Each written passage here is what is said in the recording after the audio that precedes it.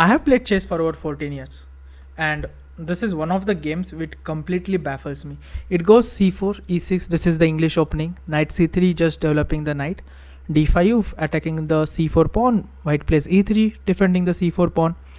Knight f6, knight f3, a6, b3, b6. All very nominal developing move. White goes bishop e2, castles kingside. Black castles kingside. White goes d4. Black plays knight bd7, queen c2, very normal move, just connecting the rooks. Black plays rook e8, trying to get in the move e5. To stop that, white plays the move rook a d1, and in general, moves like rook a d1 are very good because there is this rule in chess which says you should always place the rook opposite to the opponent's queen, and that's what white is following. Black plays h6, kind of a semi-waiting move, and this is not even the start. I want to get to the critical position soon. These are very nominal developing moves which white and black both are playing. None of them are giving up the main critical point. So h3 is played. Black plays c5, white plays dc5, bc5, cd, and then rook d2, queen c7, rook fd1, rook a8. And this is the starting point of the position. If you look at the position, you will see both sides has completed the development. The game is normal, pieces have been developed. But here I am Anup Deshmukh, who is kind of very underrated, 2099, compared to Vignesh 2516. Played a super interesting idea which I want you guys to know, because for me personally it completely baffled me when I saw this. And one of the things that makes chess so beautiful is there are these kinds of concepts which you usually don't see, which usually doesn't come to your mind, but it's kind of one of the ways to play chess. It's one of the art. So spend some time here and try to figure out what will you do here as white. Imagine you are playing a real game, and how will you proceed? Because for me personally it was such a pleasure seeing this. So I'll wait for around 5 seconds before telling you the answer.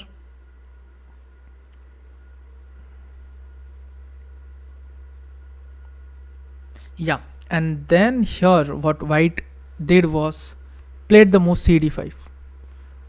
After cd5, black has to play ed5. What else?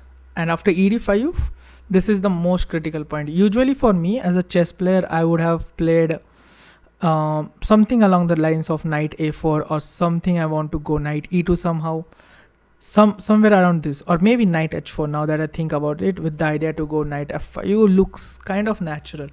But here, just see this one, knight into d5, knight into d5, rook into d5, sacking up a whole rook, a whole exchange, and for a very little to no compensation.